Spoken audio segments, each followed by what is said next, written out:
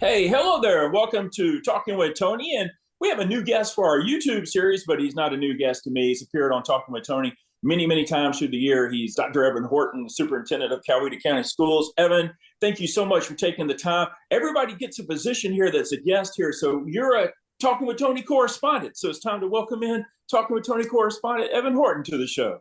Awesome. Thanks for having me. I'm glad I can add correspondent to my resume. That's awesome. Well, your real job has been a little bit busy here with the threat of terrible weather, and that's a role that I got to talk to your predecessor, Dr. Barker, before with some shows and stuff. You can't take any chances with this. So there's and there's always variables that are uncertain when it comes to bad weather. So I salute you on the decisions that you have to make. Those are not easy decisions when it comes time to like open or close a school.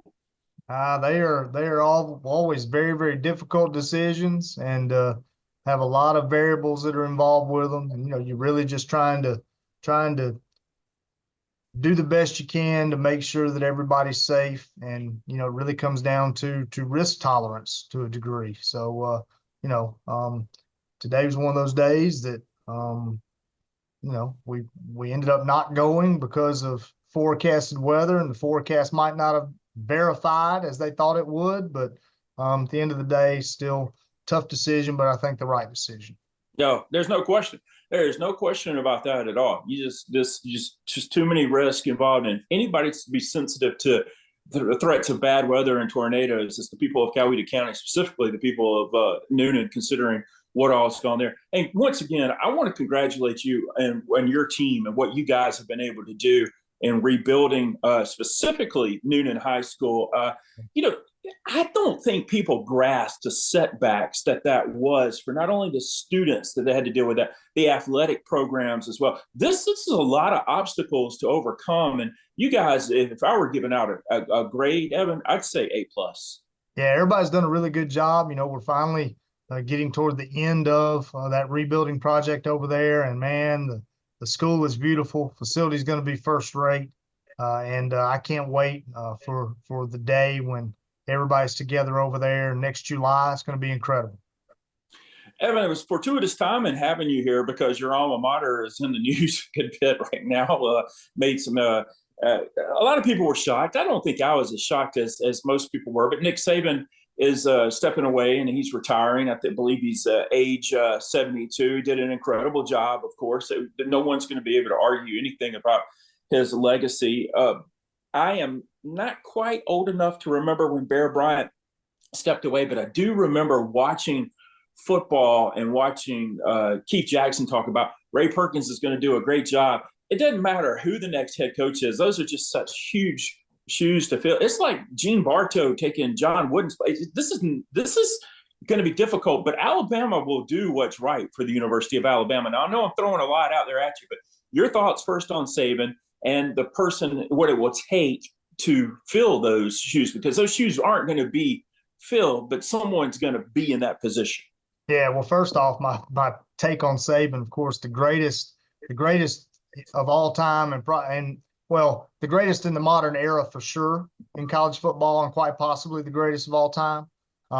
Incredible coach, incredible leader. To build what he built there and then to sustain it. When people want to talk about national championships, it's very interesting to me the number of top five finishes that he had in down years where he didn't win the national championship. It's quite frankly unbelievable when you look at it through that lens. As far as who they get and the next person filling his shoes, the next person's not going to fill his shoes. The next person's going to have to be their own person, comfortable in their own skin, manage things their own way, because, as a leader, if you go in and you get caught trying to fill the shoes of your predecessor, it's not going to be successful, because you just can't, in my opinion, you can't lead and manage that way. You have to find your own way. There are going to be certain things that because every individual is unique. There are going to be certain things that the next coach is going to do differently than he did. That doesn't make them right or wrong. But I think the biggest mistake that anyone could ever make is to try to follow in his footsteps or fill his shoes, because they're unfillable. If that's even I think unfillable is a phrase, Tony. They're unfillable. Not going to happen. Like, how about, it reminds me of Hank Stram, let's matriculate the ball down the field and That's stuff. right. Well, but you bring up an outstanding point there, and the consistency too was an outstanding point. I of course, not a huge University of Alabama fan. I do want to say that I predicted them to beat Georgia in the SEC championship game, and I got a lunch coming courtesy of you. A lot of people are like, no way, but this Bama football team this year, I want to talk just a little bit about them. They were clicking at the right time. They came along, and with the fourth, you're going to remember fourth down and from the 31, fourth down and goal at Auburn. Like, the Auburn people remember kick six for a long time. And I just don't know if people where we live, Evan, realize how good of football teams Michigan and Ohio State had this year. Ohio State didn't make the playoff either, and they had one loss, a 6-point loss at Ann Arbor, where they're driving at the end of the game to win when they throw an interception. I just don't think people, that because they love SEC football, realized how good Michigan was this year. Yeah, I don't think people really did realize how good they were. They won in a kind of an old school fashion. They were physical up front and played really, really, really good defense. Even with all that being said, you mentioned the Ohio State team had a chance to win there late and through the interception. And hey, look at Alabama. Alabama had every opportunity to close out Michigan in the semifinals and had, I think they had the ball 4 times, up 7, had a chance to make it a 2-score game, and all 4 times they had to either turned it over or had to kick the ball away. Those missed opportunities probably, and you don't take anything for granted, or transitive properties don't work. But for all intents and purposes, the failure to close out those 4 possessions by Alabama most likely cost them the national championship. Because I believe now Washington didn't play to the level that they did throughout the season in the national championship. I think Michigan had a lot to do with that. But I think Alabama matched up very favorably with Michigan or with Washington had they made it to the finals. So the margin of error is just so thin in college football. It's kind of, I don't like this phrase, but it's kind of NFL light. The NFL margin for error, or the margin between winning and losing, is razor thin every Sunday, and college football has really changed in that manner as well. So there were, 4 or 5 teams, maybe 6 teams that probably could have won the national championship the year. I think the most complete team did win the national championship, and it hurts me to say that, but I think from top to bottom, Michigan was the most complete team, in college football this year. Well, it hurts me being a lover of the Buckeyes. It hurts me hearing that, but I also remember my Facebook post. I make a Facebook post the first weekend of the college football season every year where I pick a national champion, and I did pick Michigan because I knew who they had coming back. I knew how physical that defense was, and a lot of veteran offensive guys decided to come back. By the way, Ohio State's having similar to that right now. They're getting a lot of veteran guys to come back for their senior year, and in some cases their 5th year. So I think that's a team that I'm looking at immediately. Obviously, you're going to look at the SEC powers, the Georgias and the Alabamas, and it doesn't matter that Bama doesn't have a coach right now, because maybe Dan Lanning is saying no right now, and Steve Sarkisian is saying no, Mike Norvell saying no. It might be one of them still that ends up, or it could be even somebody that's a better fit. Alabama will have an outstanding football coach running that program because it's still the brand, Evan. The facilities are incredible at Alabama. The booster support is incredible at Alabama. And of course, there's all kind of money in the program as well. So they're going to have an elite coach. Yeah, I think they will. I think the thing that has changed, say from even 5 years ago.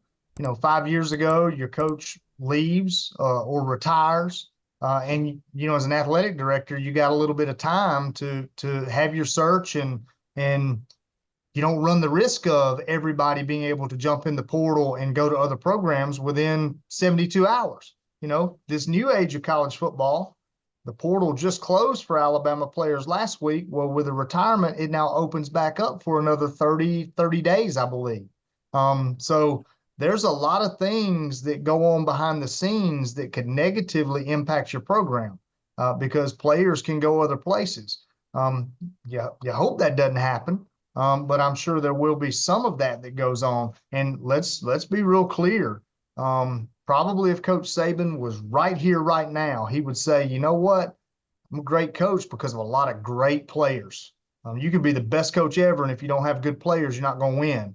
Um, Whoever Alabama hires, they're going to need players. So let's hope they get it done pretty quick so that they can stay in the upper echelon and don't drop off, because you run the risk pretty quickly of not having the bulk of your roster there because other people come and poach them. It's just new age. It's crazy. Yeah, and when you throw in name, image, and likeness, Downs has already said, he's open to talking to some other schools. Bond has hit the transfer portal. Is he's an elite wide receiver. Your point is right on target. I happen to think name, image, and likeness is, and I'm not. People who watch my show know I'm not for it. I'm maybe for paying the kids something. I'd like for the kids to all get the same. Actually, would be my wish, because I feel like offensive linemen and defensive linemen do a lot of the dirty work, and they don't get the credit that a running back or a quarterback or a wide receiver might.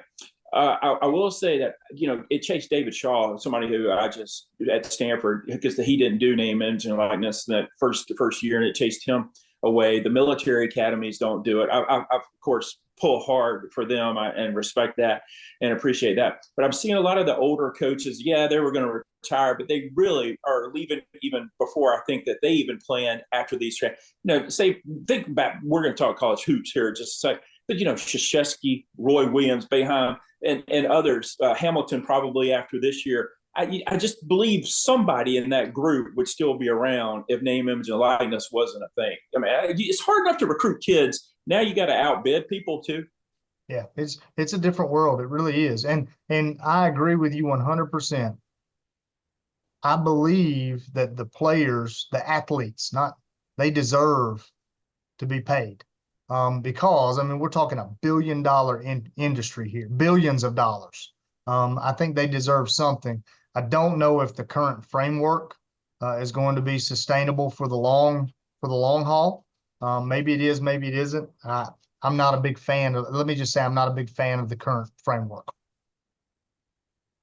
Yeah, no, I fall completely in line with you there. There is something that you and I share a love of college hoops. Feast week, that Thanksgiving week, and we get those tournament games. You play 3 games in 3 days or 3 games in 4 days. It's so awesome.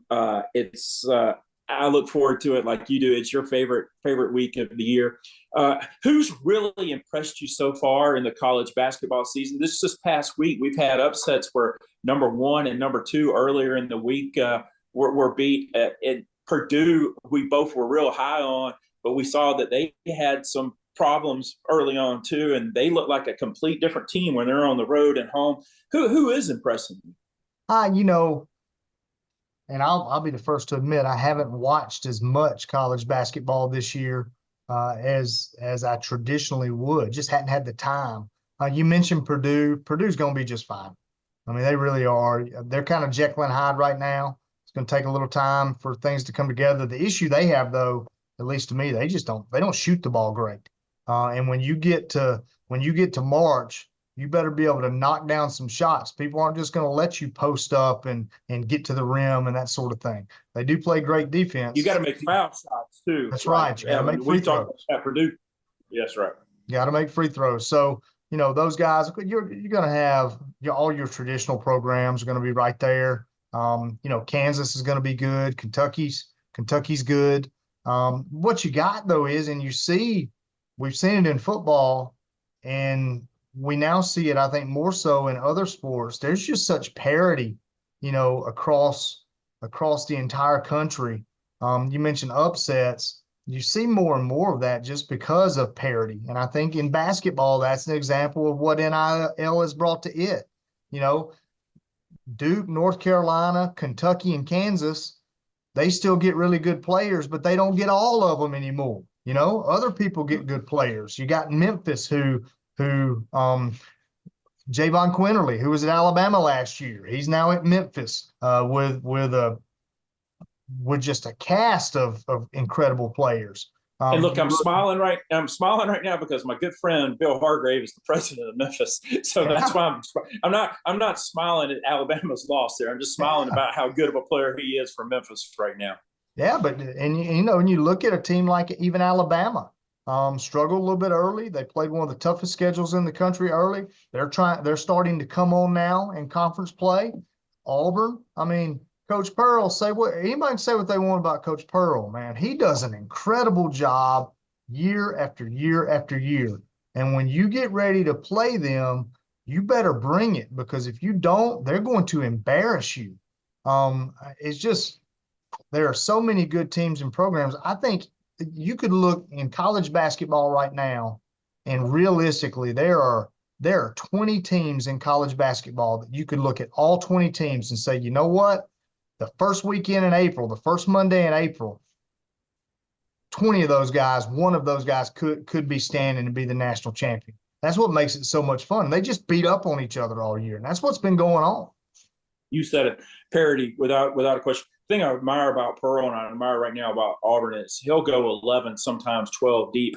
And we saw this with Alabama last year, and Bama's deep again this season. But to get guys to buy into that right now in this time frame, in this era of college athletics where everybody wants to put up 25 in a basketball game and make more money and opportunity, they understand they're not going to play the minutes they would play at some other university, some other elite basketball schools. And Pearl and Auburn have been able to wear some people down in the second half. And what they did at Arkansas, beating Arkansas by more than 30 at Arkansas, a place that, Arkansas, look at Duke's problems there earlier this season. So that was a legitimate road win. And when I'm looking for teams to make the Sweet 16, Elite Eights in March, and we're all filling out our brackets, I'm looking, Evan, at teams who were able to win in hostile environments on the road. And Arkansas, even if they are a little down and they have struggles in the half-court game, you win there and you win that way, that gets my attention. Yeah, absolutely. And one of the coolest things that I heard from Coach Pearl last week before they went to Arkansas and just utterly embarrassed them on the road was he made some statement to the effect of, hey, guys, just so you know, we're going to lose some games because of parity and how difficult this conference is. He set expectations that, yeah, there's going to be some struggles along the way, but they are so darn consistent and they play so hard that they're going to be right there when it's money time. The round of 32, trying to get to the Sweet 16. I have no doubt that they're going to be right there. And there's probably 6 or 8 other teams that are just like them that have been battle tested early, maybe struggled here or there. They're going to be right in the thick of it because you've got to have that experience to be able to succeed in March. Exactly. And Alabama playing a difficult schedule early on will set them up well. Let's speak to the top tier of what we would talk about.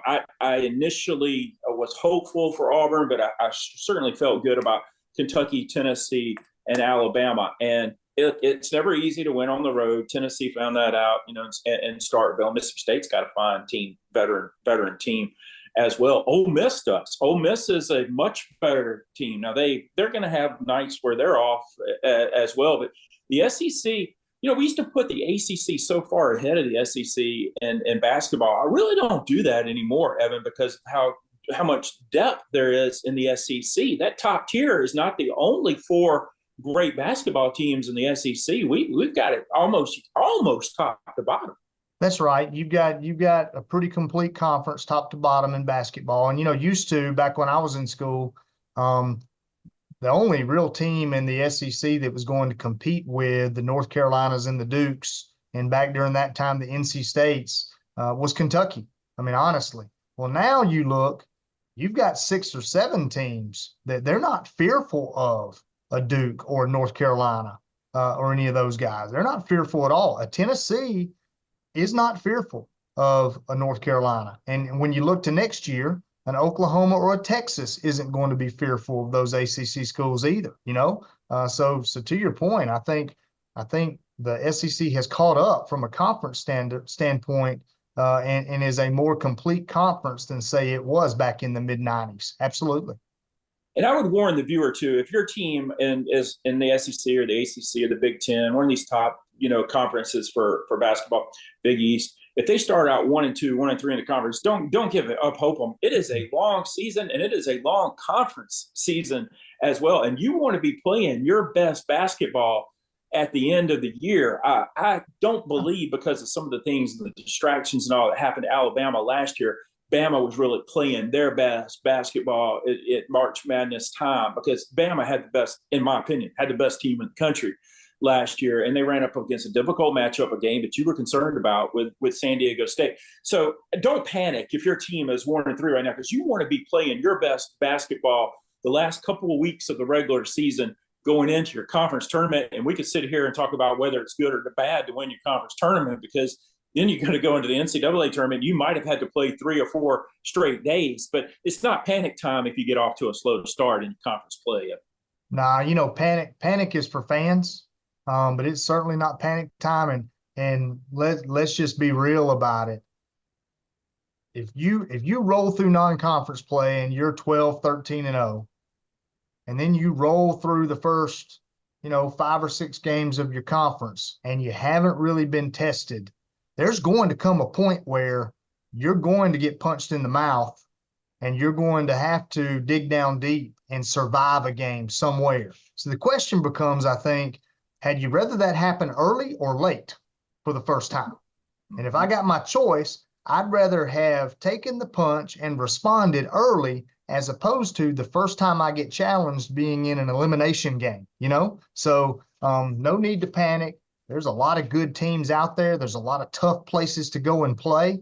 And when you're looking at playing 31, 32 basketball games, it's very rare that someone goes undefeated anyway. And yes, I want to win every single game, but there is a such thing as a good loss.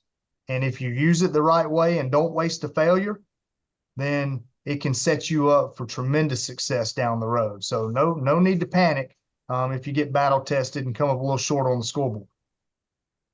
We're about to pick the NFL playoff football games for the weekend. I would like to say that a team I greatly respect out west is Arizona. Now, that's a national power also. And you said, look for the usual suspects at the end. But here's the Pac-12.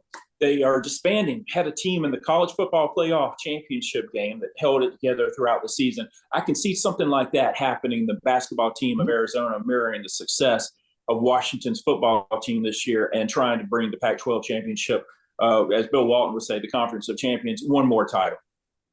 Yeah, I think it's a likely scenario. They're as good as anybody. Went to Duke earlier this year, and you mentioned Duke's struggles early. But I think was it Duke or North Carolina? I think it was Duke they went to. They went to Duke. They beat Duke in Durham. So they're going to be right in the thick of the whole thing. And you very well could be looking at a situation where you look up in the Final Four and you've got one of the outgoing members of the Pac-12 that is right there competing for a national championship. And as we head into next year, what really amounts to 3 or 4 super conferences is what you're going to have. You very well could have that scenario where the national champion is in a different conference next year. It's kind of crazy.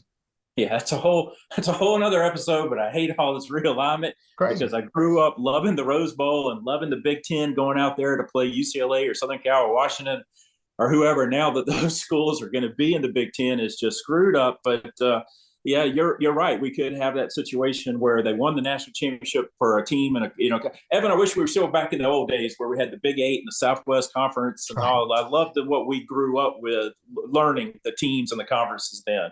That's right. Well, this may not be a popular opinion, but it's mine.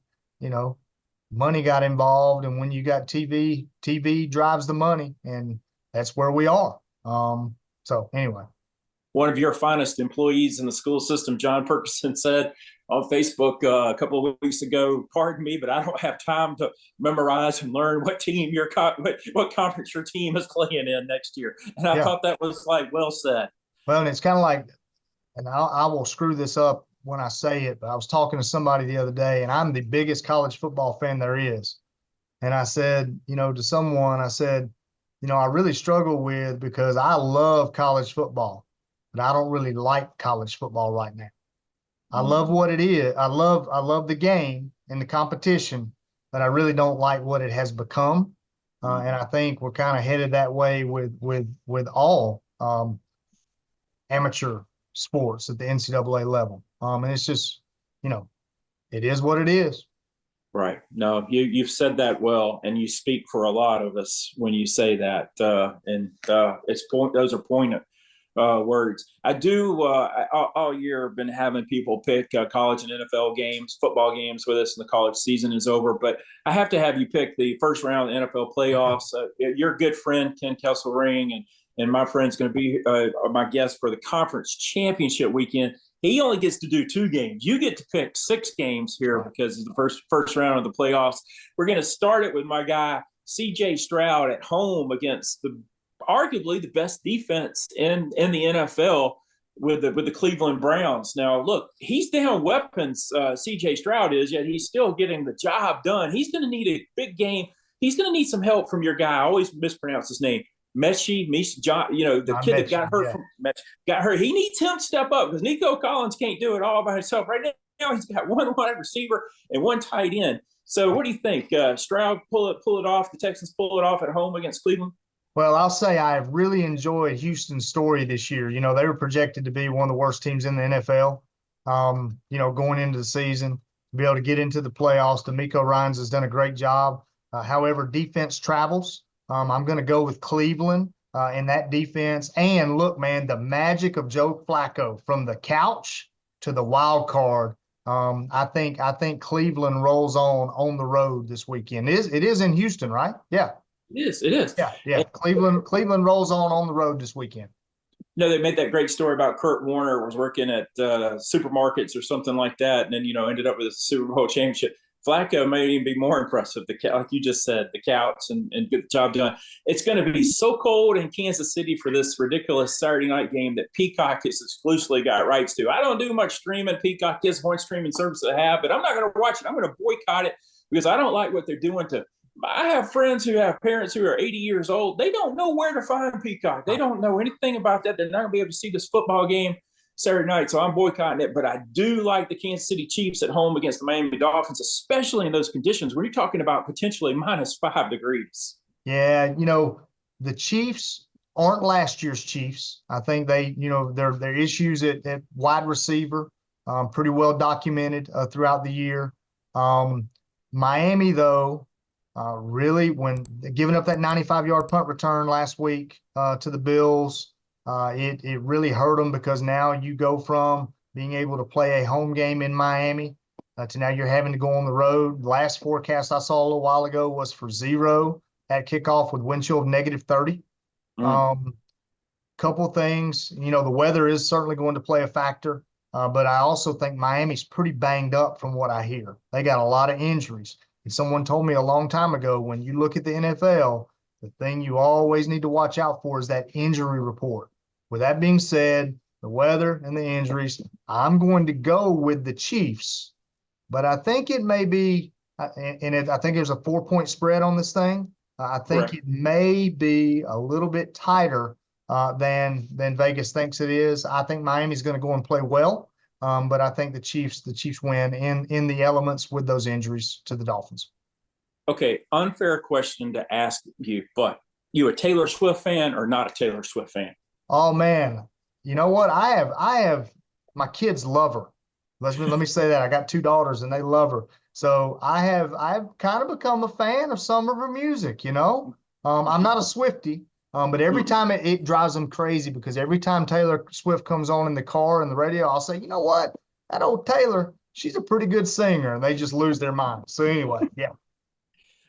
You and I are similar there. I did not realize this until a couple of months ago, but my wife knows every single word to every song. And I'm like, when are you listening to this? Because you're not listening to it with me. Now, I knew about 7 or 8 songs, and I enjoyed 7 or 8 of her songs. And Anti-Hero made my book, actually, my book, 6 Weeks of Summer, 15 Days in the Fall. The team that Miles Fuller plays for sometimes plays out in the locker room after big victories to sort of celebrate. Some of her songs I really like, Blank Space, and I could name a few. I never thought I'd say that, but I went with her to the movie theater to see the deal, her concert Eras tour and all. And I appreciate the talent. I mean, be able to write all these songs and play the piano Right. and play the guitar and all. Now I'm sitting there looking beside my wife, and she's singing like every word, every song. I'm like, how do you know this? When did you like drive around to this and stuff? No. So, I've been married to her 21 years and found out something new to her. So I wouldn't call myself a Swiftie, but I would say that I respect her. I just don't think the Chiefs have played real well with her also part of this deal this season. All right, we only have a couple more minutes. We got to get through these. Buffalo Bills at home against the Pittsburgh Steelers, and I would imagine tough conditions as well. Yeah, they're calling for heavy lake effect snow. Give me Buffalo. I think you're looking at what, a 10-point spread in that one. That's an awful lot for Orchard Park, New York, in lake effect snow. But give me Buffalo in the elements. I have a football panel each week that picks the games, and they're four guys. And this next game, the Cowboys are at home, 7.5-point favorites against the Packers. And that's my team, the Dallas Cowboys, as far as NFL teams go. Every one of them likes the Dallas Cowboys. So I'm taking the Green Bay Packers plus 7.5. If they're all taking the Cowboys, that tells me to take the Packers. And we've seen, we're both old enough to remember these two teams playing each other several times in big playoff games, NFC type championship games, NFC divisional playoff games. Who do you like there in the Cowboys and the Packers? Well, the Pack's playing really good, but I think the Cowboys need to win for a lot of different reasons we won't get into right now. So I'm going to take the Cowboys at home. One of the more entertaining games will be Sunday night. Detroit Lions favored by 3 points over the Rams, and this, of course, can we call it the Matthew Stafford Bowl, so to speak? Yeah. And I think this will be a great football game. I think it's going to be a great one, too. A lot of storylines there. You alluded to the Matthew Stafford storyline. Give me the Lions at home in their first home playoff game in a long time.